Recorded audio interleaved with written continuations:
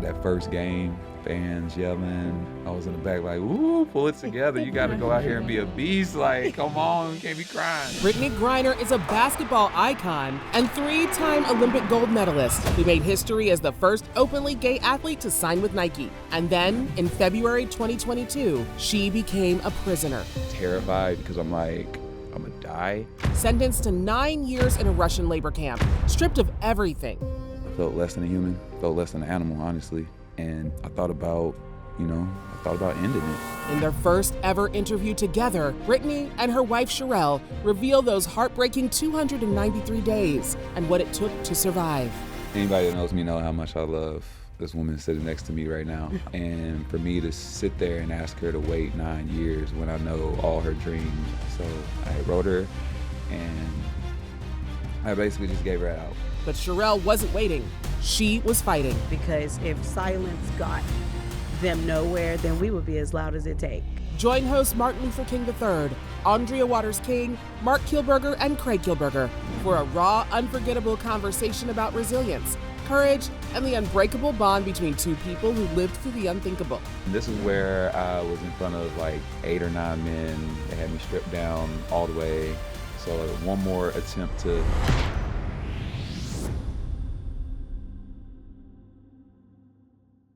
Welcome to My Legacy. Today we're joined by one of the most accomplished athletes of her generation, WNBA star Brittney Griner. Thank you so much for being with us here today. And on My Legacy, as all of our listeners and audience know, we not only have extraordinary individuals, but they let us into their lives by bringing someone who knows them so well, someone who's been with them on the journeys, the ups, the downs, the person who they've chosen to spend their life with. Would you do us the honor of introducing your plus one today?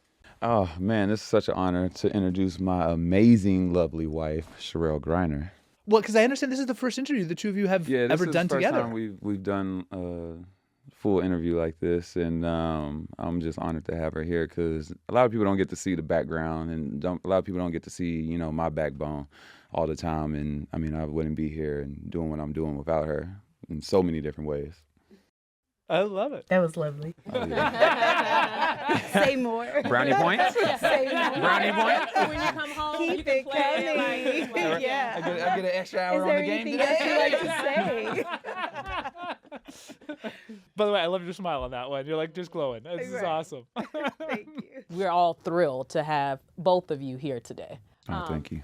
Happy to be here. We're going to start with your career, Brittney, and because the world has witnessed your incredible success on the court and your inspiring resilience off the court as well. But before we talk about that, I want to go back to childhood.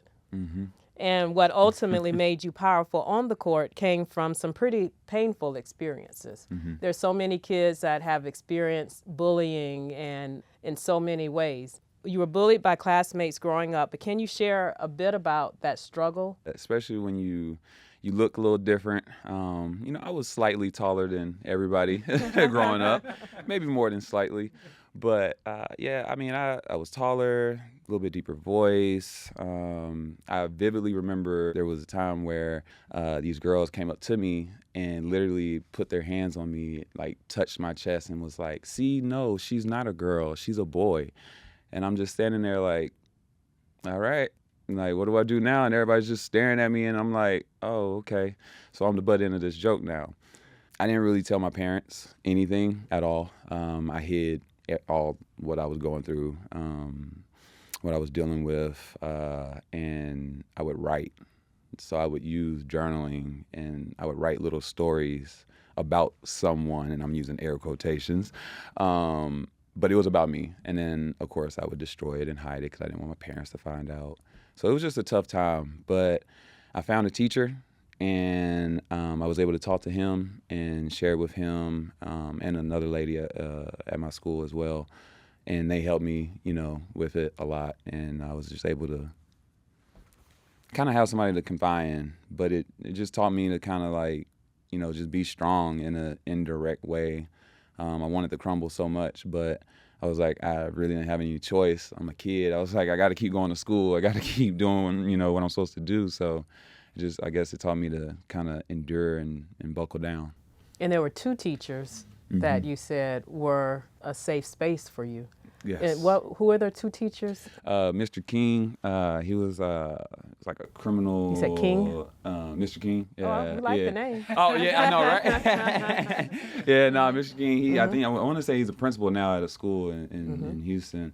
But yeah, no, I was able to just go to his class. My other teachers kind of knew what was going on, and I was just able to kind of escape to his class and just had a safe place. I actually had a coach. A JV coach that was instrumental in my high school years because I ended up leaving home for just a little bit. I had left and I went and stayed with her. I think you're going to like her name too. Her name was Mrs. King. Oh my God. Coach King to be exact. No relation to no the relations Mr. to the other King. No. Okay. So yeah, I was really lucky. Like I said, I was just really lucky for them to be there, not overstep, but just be somebody that could give me a safe place to be. Beautiful. Brittney, I just want to make sure I get this right because your accolades are absolutely remarkable. You're one of the few athletes who we can say won an NCAA championship, a WNBA championship, and 3 Olympic gold medals. Thank you. But you also made history as the first openly gay athlete ever endorsed by Nike. What did that moment mean to you, not just as an athlete, but somebody who also struggled to feel fully accepted? Yeah, coming out of college, I knew that, I was going to be completely open with my sexuality and who I was. And then for Nike to come in and sign me, knowing that with me being open, one of the first to be openly out like that, it meant a lot. I felt safe, secure. I felt like, I would be with an employer that would celebrate me in a way and promote me in a way that was authentic to myself. And it felt good. And then I knew I was giving a model to, younger girls that I, didn't really have growing up. I didn't have somebody just saying that they were, openly gay and out like that. So I just wanted somebody to be able to look up and be like, okay, I can do this. Because I had people telling me like, oh, you're not going to be able to, get deals, you're not gonna be able to go pro, and like telling me all these things because it was a little bit different time, not to sound a little bit older, but it was different, and the look on it was, oh, just be quiet, and I was like, I want to break that. Did you ever consider being quiet? Did you even? No, not for someone, but I was quiet for me in certain stages, like high school. I was quiet until I came out to my friends. College, I was somewhat quiet, but a little bit more open because I felt a little bit more independent being in college. And then once I got to the pros, I was like, yeah, no, like it's time. I want to look in the mirror and be happy every time. So, yeah. And I love that through it all, as tested as you've been, you're sitting here together. And I know we know the end of the story, but we also know in between a lot has happened. Brittney, if I can jump ahead now to February 2022, you both have been married for about 4 years. You just finished your regular season with the WNBA and you were returning to Russia. It'd been 8 years in a row you'd played in Russia. And I don't think most people appreciated this because, this was something almost ordinary for you at this stage. You go through customs. By an accident, you have a small amount of medically prescribed cannabis with you. You probably thought, this is inconvenient, but nothing more than an inconvenience. Yes. Was there that moment where you realized this is just out of control? Like, no. What was the moment that flipped in your head? When they took my passport right there, I already felt like, okay, you're detained because they took, they took my form ID that I could leave with. Right then I was like, okay, this is getting a little bit more serious. But when they moved me from the airport to the custom building and then the armed guard in the full blue camo came and sat down to guard me in my every movement, I was like, okay, yeah, no, this is intense because this isn't just a regular, police officer. Like this is military because this is camo, and assault rifle on them. I'm like, oh, okay, like I am.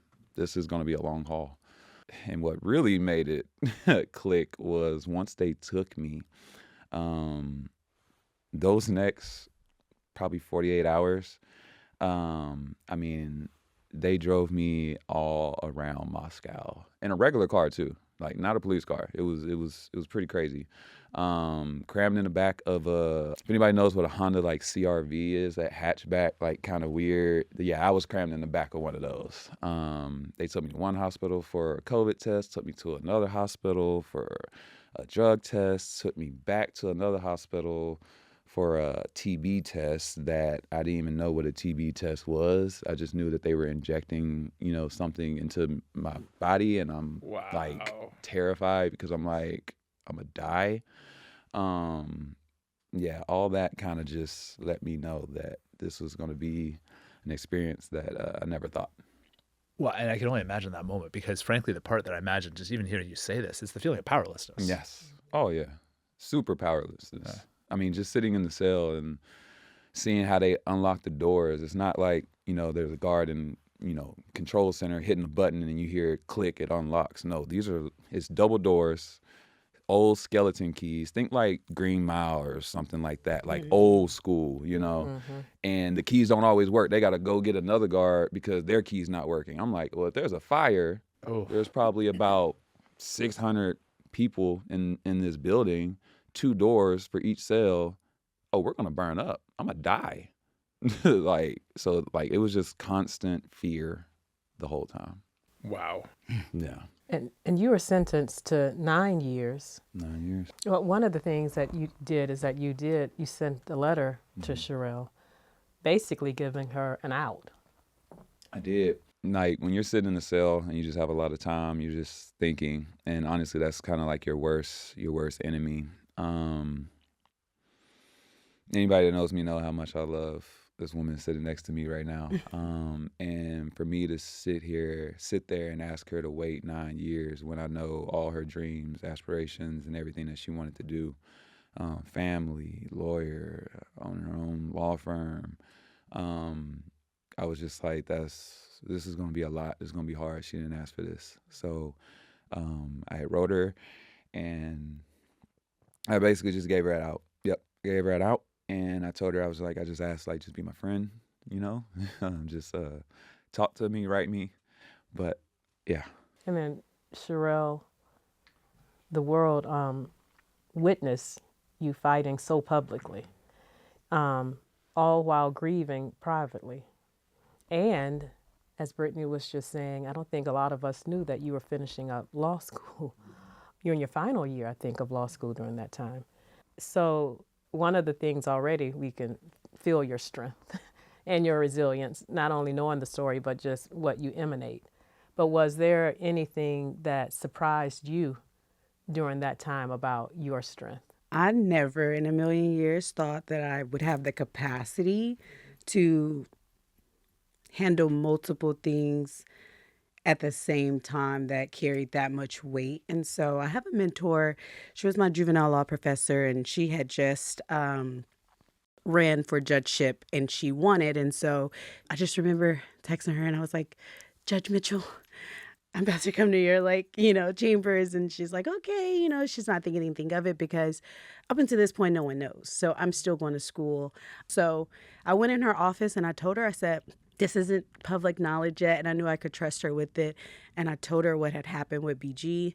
And at that point, it had only been like a couple days. And I was like, I don't know the gravity of what's about to happen, but I think they're keeping her. And I was crying in her office, in her chambers. And she looked at me and she was just like, well, I want you to stop saying you don't have the capacity. And she told me, she said, you have the capacity. She was like, it's your decision on the choice of what you're going to do with the capacity you have. She was like, so if you choose to do both, finish law school and fight for BG, she was like, you can. She was like, if you choose to just do one of them, you can. She was like, but don't limit yourself and just say you don't have the capacity. And at that point, I was like, girl, you done worked your butt off. Like, you got to finish law school. And then I thought about it more, and I'm like, you love BG down. Like, we got to get her back. And so it became a no-brainer. I was like, we're about to do this. And at that point, I kind of, I crumbled a little bit. But eventually, I had another mentor. She was an attorney I was working at a criminal homicide firm. And my attorney at the time, Adrian, she told me, she said, it's okay to go down, Griner. She was like, but I'll call you in a couple of days because you can't stay there. Mm-hmm. I was like, okay, I don't know what that means. Mm-hmm. And so we hung up, and I literally was in that bed, and she called me 48 hours later. Mm-hmm. And she was just like, it's time to get up. And, you know, I'm just grateful for people like that in my life at the time. They helped me realize that I could do it. And once I tell myself I'm doing something, I'm doing it. Because it became such a public case and it was based on your advocacy.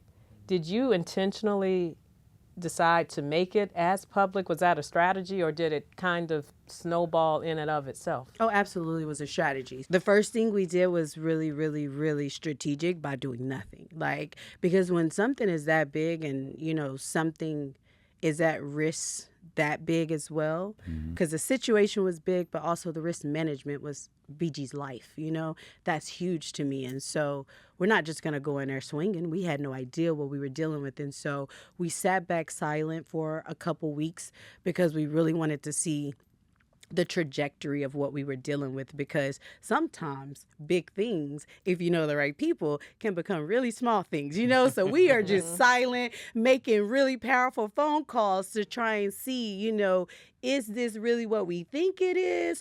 Or can we take this medical marijuana cartridge and really treat it what it is, a really small thing, you know?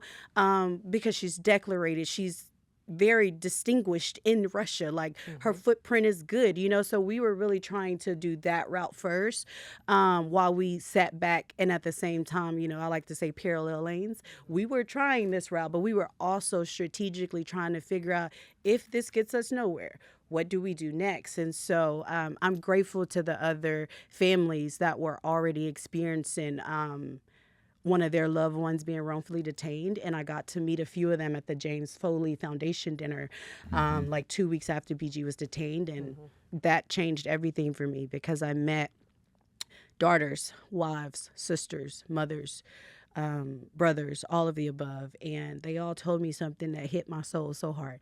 They said, "I can't believe you're here." They were like, when it happened to us, we were just in bed for months. They were like, and everyone told us to be quiet. And they were like, and we did that. And 3 years passed. And at that point, I'm like, wait, what? He said, how many years? And I'm in my brain, I'm like, I'm not prepared for 3 years. I'm not prepared for, at that point, I wasn't prepared for a month, you know? And so I went back and I talked to BG's agent, and I'm like, hey, everyone's telling me that they were quiet first. And we're right now quiet first. We need to change that. We cannot do whatever they did because it didn't work. We have to do something different. And so that's when we were just like, okay, like, you know, let's start getting all the collective hands together. Let's start, you know, making this a movement. I want to say at first they were like, love BG. I was like, hate it. No, can't do it. We don't relate, because they don't all just love BG, okay? I was like, no, we need something better. And finally they brought me We Are BG, and I was like, that's it. I was like, that's the one. And I'm like, let's get it going, you know, like, let's get this ball rolling. And I'm like, we're just going to keep it going, because 2 seconds, I knew that we weren't going to stay quiet, because if silence got them nowhere, then we would be as loud as it take. Is kind of how my mindset was at the time. Let me ask something different. Was there a fan presence in Russia that was saying something, even though I imagine people are just used to being restricted because how the government is run? But were there fans who were saying, wait a minute, in Russia? Oh, yeah. No, and I was actually shocked that I got letters from fans all over Russia asking if they could, like, send me stuff that were Russian, living in Russia, saying that they were sorry for what was happening to me.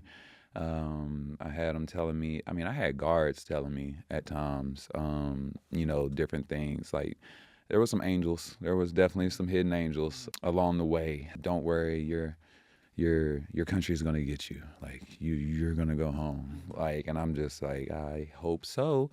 My cellmates would tell me all the time too. I kind of got a little bit of a crash course, I guess, their way of life, not by, you know, school or anything, but by just living it. And I could see that they had no hope for themselves, but they had a lot of hope, you know, through me, for me to go home. And I think that kind of became like a little thing, especially in my room, at least, you know. You know, my dad in one of his speeches said, only in the darkness can you see the stars. So, what was your lowest moment?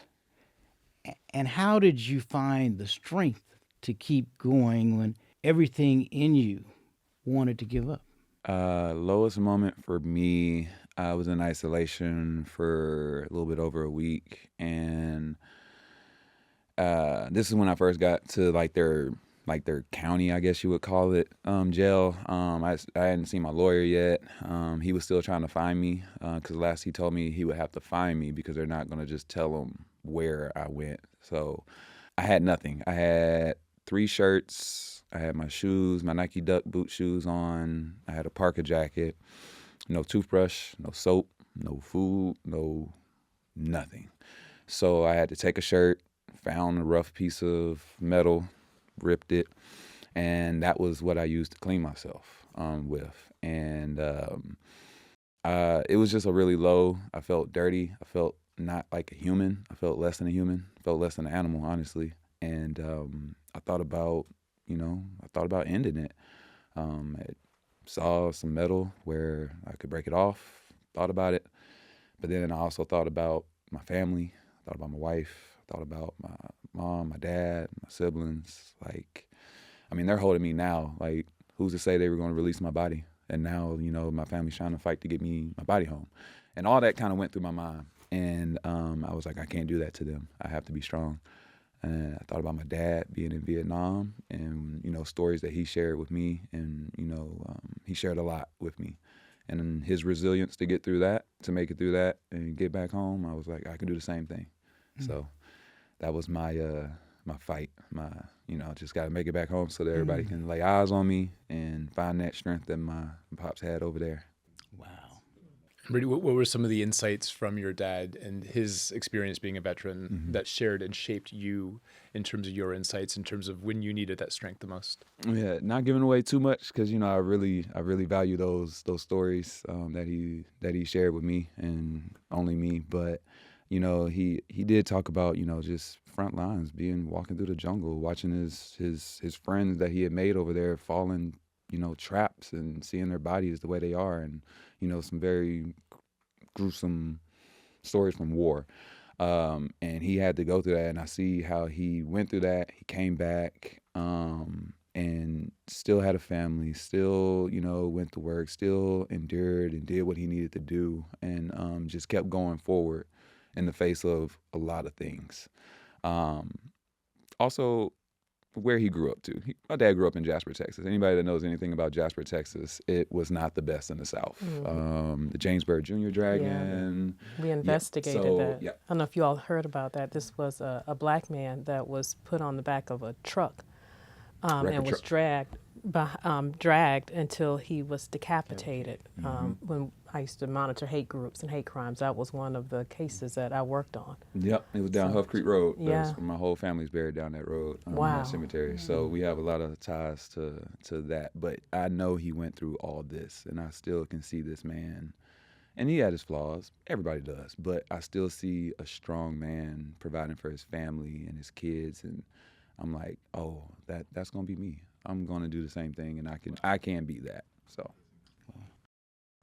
Cherelle, what image or memory kept coming back to you as you were not going to lose hope, but yet some days we all sort of feel like hopeless? What is it that kept you going? I would say just who BG is, and we have a really good thing going on here, and so my life immediately got harder without her.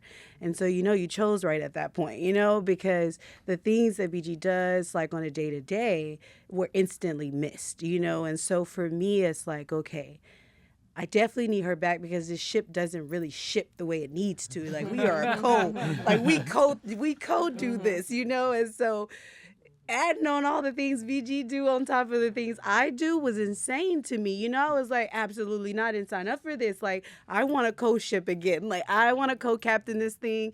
I do not want to be the only captain of this ship because this is the type of person where I'm like, hey, I have an exam Friday and I kid you not, maybe Thursday, Wednesday, I have roses and food sent from Russia. Like she's like, I know you're studying, like, you know, so she's like, Even she's for myself, I made it Uber-eating happen. me, like, you know. Oh yeah, I sent her Yeah, like, flowers to her. And, yeah, like, Wait. I'm sorry. Wait. Let's go back. Yeah, you had flowers sent from I yourself. had a whole like itinerary thing. Yeah, for our anniversary. So yeah, like Yeah. she had That's wrote that's spectacular. somebody on the team or whoever. I don't know who she talked to on the side, but it was a shock for me because I was not expecting that. Yeah. But I was accustomed to things like that. But I was like, okay, Cherelle, these are gonna stop, and she's home. I was okay with that. But yeah, she totally surprised me. It was like a thick, really nice, just like 9x10 like paper, and it just had Had a our picture of on us on it, and just a whole day's worth of things for me to Itinerary. do Okay. on our Everybody anniversary. that is listening, I'm sorry. Like there is no excuse. The thought was running through my mind. From Russian prison. Yes. I set the bar kind of high. Sorry, guys. Sorry. We're building something real here, one episode at a time. If you want to be part of it, subscribe. It's free, it matters, and we're just getting started. So can I pose a question to each of you? The moment in two different countries, I assume you weren't talking at this moment live, when each of you heard that you were going to be freed. Can you take us to that moment when each of you heard that news, what was running through your mind after 10 months of fearless fighting and advocacy? And to all of our listeners and audience members, we see you now, you're laughing, you're joking, but I remember watching the story as we all did, and the narrative could have played out just as easily. You know, the war hasn't ended in Ukraine. Yeah, no, it has This not. could have gone on for years to the present day. Yeah. This was far from a foregone conclusion. Yes. And so just for each of you, what was that moment? I was at IK2. I was at the actual penal colony at this point. I was working in fabric with the second offenders. And the lady that was basically like kind of over me, helping me, she was also locked up as well. She worked in the kitchen, but she came to me and was like, "Get your stuff, hurry up." I was like, "What do you mean?" She was like, "No, we have to go like check you out. Like you're there's some people here you have to talk to, and I think you're going home." I got extremely happy, but then I immediately went back to the cold, just stone face, and I was like, I'm not going to believe it until my feet are on U.S. soil. I was like, anything can fall through, not make it there, a signature, a period wasn't somewhere, and, you know, it's all messed up. So I did check out, gave away all my stuff to the girls because when I say they had nothing. So I gave them everything I had, and I got transported maybe the next day or the day after that to the men's prison down in Moscow. Stayed there a couple of days. Thought I was getting checked back in. This is where I was in front of like 8 or 9 men. They had me stripped down all the way. Camera had me spinning. And I was just like, I'm not going to give you a reaction because I know that's what you're looking for. So one more attempt to humiliate me, I guess. But the next day, about 5 masked guards, they come get me, put me in a van. They take me around Moscow, one last loop. They ask me, "You know who lives there?" I'm like, "No." They're talking about Putin. They were like, "Our great leader." I was just like, "Oh, okay." I said, "Okay." And then they took me to the airport. I got on that plane, and immediately I could just feel it in my stomach, just the butterflies of like the anxiousness, but still until I get on that U.S. soil. And it wasn't until I saw her and that U.S. flag that I felt like, okay, it's happening. Like I can be relieved now. And yeah, I couldn't wait for that warm embrace. Yeah. And for me, I didn't know because they do really phone calls from a sitting U.S. president are extremely, extremely discreet. And so this was not my first time President Biden had called me. And so, I mean, in my mind, I'm like, I don't think that it's because BG's coming home. So I knew it was going to be some news. And normally if he's calling me and wants to see me, it's something he can't say over the phone. He wants to say in the Oval Office. And I was excited because I'm like, you're not going to waste my time. Like, we have a good relationship, you know? Like, he knows I'm grieving. He's not just asking me to come there for no reason. So I'm like, okay, it must be something good. So I was expecting to go there to hear good news, but I'm thinking it's good news as of like, hey, like the channel to get BG back, I think it's working. I think we're getting close, you know, because we had one of those conversations before, and it had to be in person. So in my brain, that's what I'm going there for. So I pack a bag for me to go to D.C. so that I can, you know, meet President Biden the next morning and just, you know, hear whatever it is he has to tell me. And I get a phone call from BG's agent, and she's like, Cherelle, she was like, did you pack a bag for BG as well? And I was like, why would I do that? No, because that's torture for me. You want me to go in there and touch her clothes and pack a bag that, you know, she may not need? Like, that's insane. No, I'm not doing that. Did he tell you I should? And she's like, no, but I mean, like, I'm feeling really good. And I'm like, okay, well, I'm not that optimistic to go in there and pack this bag because it's going to crush me. Like, literally crush me if I can't give it to her, you know? And so she's like, I would still like you to just pack one just in case. Okay, Lindsay, I'll pack the bag. And the next day I get to the White House and I go in the Oval Office and, you know, I think I knew the minute I saw his face what he was about to say because he's such a nice person, but he doesn't get up that early. Like, our meeting was extremely early. And so everybody kept saying, like, hey, he must love you. And I'm like, what are y'all talking about? Like, everyone in the Oval Office that works there is just like, President Biden is not up at 7 a.m. for anybody. And I'm like, okay, well, I feel great about this. And yeah, so he came in, he looked at me and he grabbed my hands like this and he busted a smile that big. And I knew what he was about to say. And he said, we got her. And I just started crying, like, and he was like, we got her. And he went and grabbed the phone and he was just like, my people will be calling this phone soon. And he was just like, we got her. Yeah. And I mean, my entire, just everything changed at that point. And what was going through your heart at that point?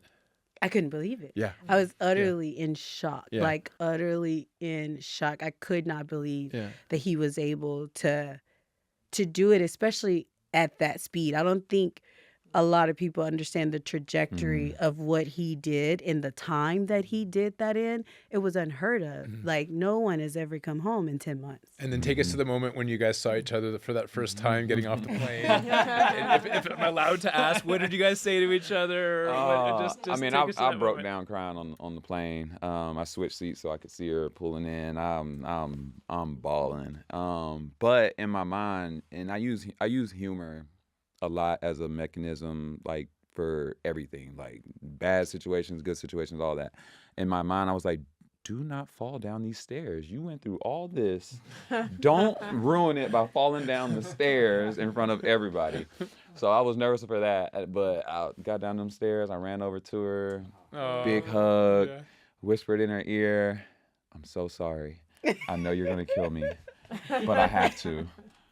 And, you know, let's just say little squeeze, just little touch. Mind you, Just there's a little so many touch. people in that room. I'm like, if you didn't get your little hands off me, I was so embarrassed. I'm like, no. Like, I'm so sorry. I just really miss you. This also, though, yes, this has never happened this fast, and the trajectory was unusual. But let's also give credit where credit is due. And one of the things that I was just thinking about, there's this famous story that when your father went to see President Johnson, when he was saying, look, you know, Dr. King, I really want to support this bill, but, you know, I really just don't have the power. Yep. You know, that we don't have the power to get this done. And so when they were walking out of the Oval Office, your father said to his lieutenants, well, let's go get the president some power. So what you did, and you know, we certainly should give the president, you know, all of his credits for doing what he did. But also, let's be clear that it took a determined, strong woman to give the president the power to get this done. I like that. There you go. Credit to you, baby. I like that. Yeah. So Brittney, so you get back and just tell us about what that transition was like. And you've spoken openly about anxiety and trauma following your return. And how did you get back to a point where you were mentally be able to refocus on all that you needed to focus on back in the United States? A lot of great people. I'll say that. Too many people to name, but so many great people. I got to give my wife a lot of the credit because she knew when I was good. She knew when I wasn't. She knew when I was lying to myself, saying I was good, and I really wasn't. She gave me the space to not be okay. Because there was that initial, you're home. Oh my God, I'm so happy. Everything's great. Like, we're just going to fall right back into everything being normal. And it's like, no, like, I've changed. She's changed. Like, things have changed. And not for the bad, but just things have changed and there's healing now. And then there's different times where I'll hear something, see something, or something will remind me and it'll kind of like throw me back. And then sometimes it won't throw me back, but I just want to talk about it. So it was just an up and down flux, but I just knew I needed her right beside me. One little quick story, we were in the hospital when I came back. There was a program that I went into to get re-immersed back in, went to the Army base, and an amazing program and amazing people at that military base down in San Antonio that I met. But they kind of wanted us separate just because of, you never know how somebody's going to reacclimate being back. Night terrors, anything can happen. But I was like, no, I need her with me in this room. I want to just start talking and telling her everything. And I was away from her this whole time, isolated. I don't want to be isolated anymore. Like, absolutely not. So after a couple of phone calls and a couple more phone calls, they were like, okay, And she came, and because I was watching the news, they were like, wait, you're doing what? I was like, I'm watching the news. I want to know everything that was said, what was done. They were like, hey, like, don't do that. I was like, well, I need her then, or I'm going to watch the news. Yeah, I was really shocked when they called because they told us, like, we got to see each other maybe for, like, an hour. At the bunker, they had like a little room with snacks and things, and we talked. And then they were like, okay, Cherelle, you're going to go back like to the house on the base.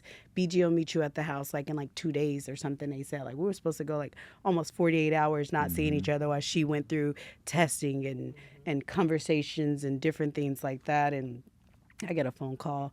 We separated maybe for, I don't know, like when they told you were going to the hospital and I went back to the house, we weren't apart that long before I got a phone call. And they're like, we're coming to get you and bring you to the hospital. I'm like, but I thought you guys said. And they're like, no, BG said. And I was like, okay. I was going to check myself out. But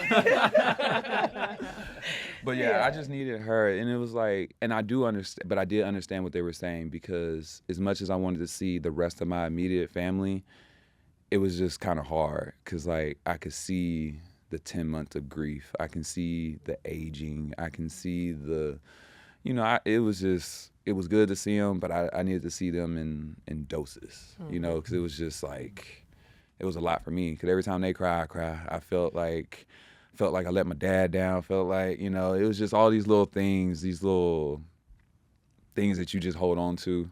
And I was like, yeah, no, I just need my wife right now. So. Brittney, it's 5 months since you got back and that you first walked on the court, again, with your Phoenix Mercury team. What was that moment like? That was challenging. That was tough. I've never been challenged like that in my professional career ever. It's never been that hard either. My body went through a toll, so I'm trying to get back muscle mass. I'm trying to put good weight back on, take off the bad weight. I think the first time I worked out, I definitely cried. Like I broke down. I think I was asking you. I was like, should I just stop? Like, should I just not do this? So it was tough, but I will give credit to my team at the time, the Phoenix Mercury. They were very understanding with just giving me the time, giving me the space, making sure I had an outlet. And I didn't feel like I was rushed back into it at all. It was definitely my doing, just, the throw back in the fire and let's get it going. But it was tough getting back into it, but I loved every moment of it. That first game, fans yelling, had a little video. It was definitely emotional. I was in the back like, ooh, pull it together. You got to go out here and be a beast. Like, come on, you can't be crying. But it was just, it felt good, like having that warm welcome back from everybody. Because, I mean, honestly, I didn't know, like, not everybody was happy I came back, I'll say that. So I didn't know going into some of these arenas, like, am I going to get booed? But it was all positive from, the fans in every arena, in every organization that, we visited to play. And the WNBA has taken off. We're seeing incredible engagement, leadership, talent, dunks, everything. But one of the things to note, again, is why you were in Russia in the first place was because the pay disparity between what was going on for the male NBA players and then the WNBA. Can you speak to that pay disparity issue in your mind and what needs to be done to help address it? Well, one, I'm so glad to be a part of a league that with the players that step up and we use our voices and we use our platforms to advocate for ourselves and for others. And then, I went to China first. My first year was actually in China. My first year was in China, and then after that, I was first 2 years in China, and then I was in Russia the rest of the time. And like you said, it was for the pay gap in between the male and the female. Athletes. A lot of times they like to throw numbers at you. They like to throw, ratings and viewership, and we're not bringing in enough ticket sale. And we have put in the work. The product has put in the work, and we have changed that. You see it across the board in college and in our sport. All-Star, the tournament, we have the viewership, we have the numbers now, and the demand is there. And we're just, telling them, hey, like, we are the product. There is no league without us, and you have to respect us and pay us the right way for us to continue doing what we're doing, so we don't have to go into these other countries, be away from our families for 6 months at a time, putting off starting families. There's a lot that goes into it. So I think we're in a good spot, though, right now, and I just hope we just keep making this progress. It's not the argument that I always see, which is they're saying, we want to make the exact same dollar that our NBA counterparts are making. That is not it. I think the biggest takeaway that they're asking for is that they want what BG said. They want to be paid the right way, meaning they want the right percentage. So the reason why the NBA are making X amount of dollars is because they're getting X amount of percentage from all the money that is being made. So the WNBA players are saying, hey, we just want X percentage of everything that's made. And if everything that we bring in, if you give us this percentage and the max salary is $100,000, we'll shut up. Understood. And that's what they're saying. No, but I didn't just realize saying, that. You guys I are didn't saying, realize that. like, what y'all saying is, No, hey, the percentage. That makes sense. we just want the percentage, and we won't say anything about the dollar value at that point. And that what they're arguing is right, and it's just, and it needs to be very clear, because I see so much people, they don't deserve that type of money. That's not what they're saying. They need a high-powered lawyer Yeah, who's very good at advocating and creating That's what I was movements, thinking. working Yeah, with it's them to create another movement. Yeah, exactly. Now we see where this is going. That's exactly, because you just made it plain. You just made it plain. So I think everyone understands. And I think we've all loved watching the two of you. The fact that this entire interview, for the audience who doesn't see this, you have not let go of each other's hands. No, but we got to shout that out. You have literally not let go of each other's hands this entire time. Nope. And just the vulnerability, the openness, the journey from childhood to love. Cherelle, I love the quote, it's okay to go down, but you cannot stay there. Mm-hmm. And Brittney, I love the quote, everyone deserves to look in the mirror and be happy. Yep. And that the greatest wins are how hard you fight for someone you just love. So thank you both for giving us this great privilege and honor for your first interview together in this way. Thank you both. And I think that's your theme. never letting each other's hand go. Mm-hmm. So literally how you all physically held hands, you all have held hands throughout the decades, and that is your theme, holding each other's hand. It I like is. it. I like I'm that. taking I it. like that. Yeah, we're going to have to use that. There you go. You heard it right here. We're taking a short break over the holidays, but we're not leaving you empty-handed. Every Tuesday, we're sharing some of the best moments from 2025 to help set you up for a great new year. We'll be back with all new episodes on January 13th. Make sure you subscribe so you don't miss a single one.